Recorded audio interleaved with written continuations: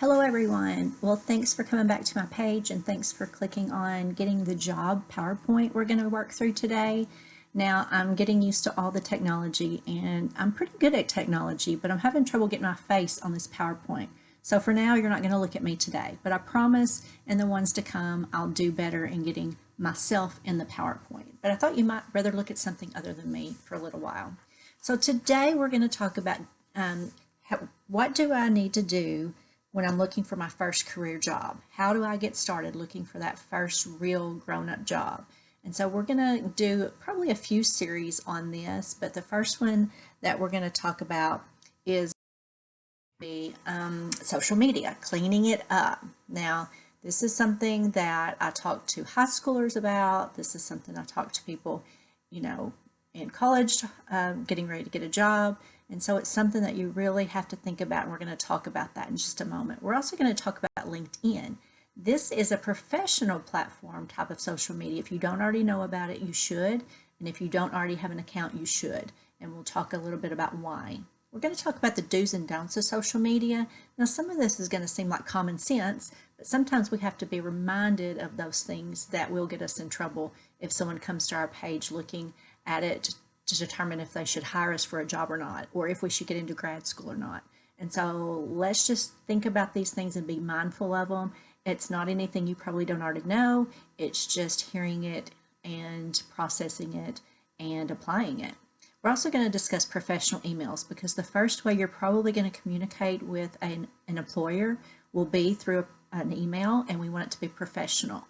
We're going to do a whole series next week on emails as well, because that's my biggest pet peeve as a professor is students sending me emails that look like a text message. That automatically is your first impression to me, and it tells me that you're not very professional. So I want to help you and give you tips on how to make that email look professional, and it really does make a difference. So here's some facts. In social media, 80% of employers look at your social media before hiring you. Now, that can be a good thing or it can be a bad thing. And so, we're all curious. And if you are HR or a department manager, you're going to just Google that name and see what comes up. And that's why we're going to talk about cleaning up some of that social media. But it can also be a good thing if you have been active in community service or active in professional organizations or are just an overall good person spreading good news and positive things. It's going to give a really good opinion of you. For LinkedIn, we talked about that. 93% of recruiters hire from LinkedIn. So that's something to keep in mind. If you have that professional account, then people are going to go on there and look for you. And, it's a great job marketing, networking platform. It is a professional social media platform that has over 50 million companies represented. So that is a really good place to put your resume, to be on involved in, and network with people, and people will find you that way as well. Also, people can find you.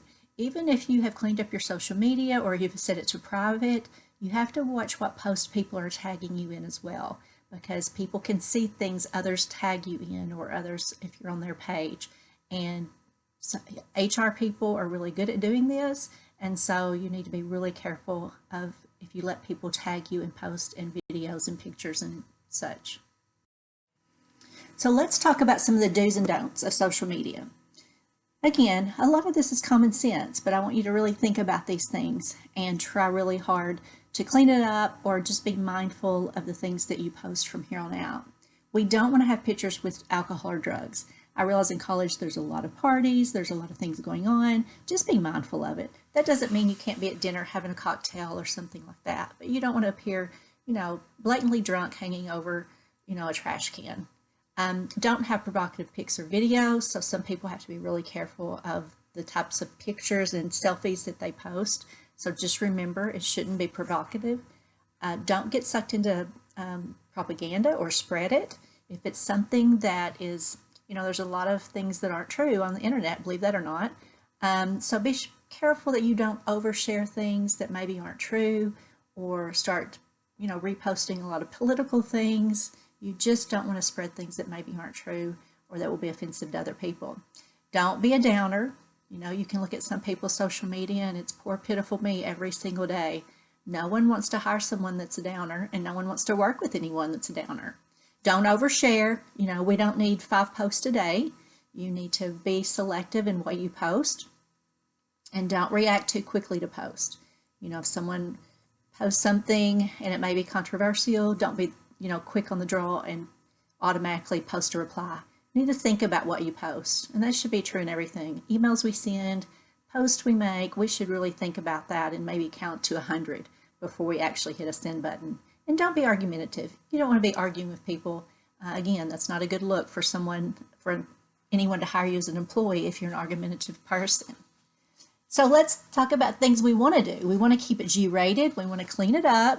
We want to be proactive, thought-provoking. Put some posts on there that are, you know, insightful, that are positive. Research before you comment. Don't comment or share things that are not true. Think twice before posting that selfie, girls and guys. You know, it's okay. We just don't need to see 5 selfies of you a day.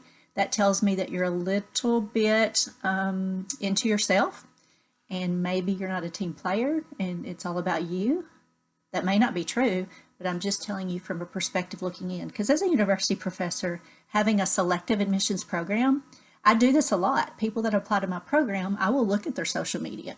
And so I'm just telling you from my perspective, because that's what I'm doing on this channel, from the College Insider, telling you my first impression of the things I look at on social media. Okay, so just remember that. You can set your accounts to private if there's something on there you're questioning or you're not sure about.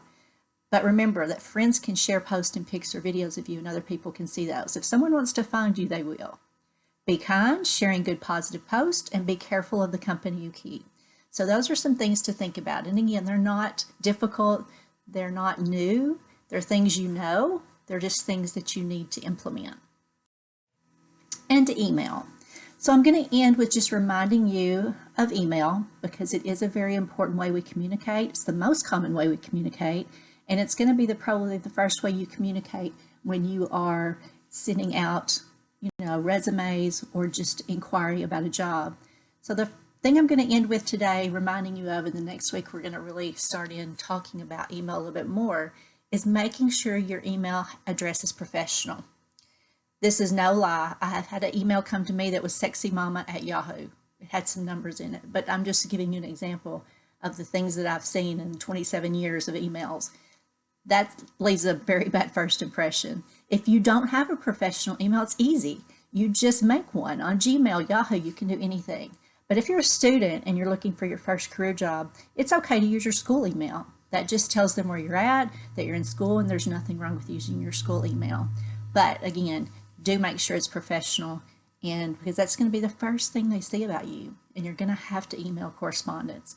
So I hope that just gives you kind of a broad, thought-provoking moment of your social media. And again, I don't want to keep these too long. I want to make these videos short and sweet, but powerful messages. Again, hit the subscribe button. Please like the video. And then email me if you have specific topics you'd like to hear about. I'll be glad to post videos of a certain topic if you will just send them to me. I'm really excited. Again, subscribe, like, and I promise to bring you really good material. Have a good day, everyone.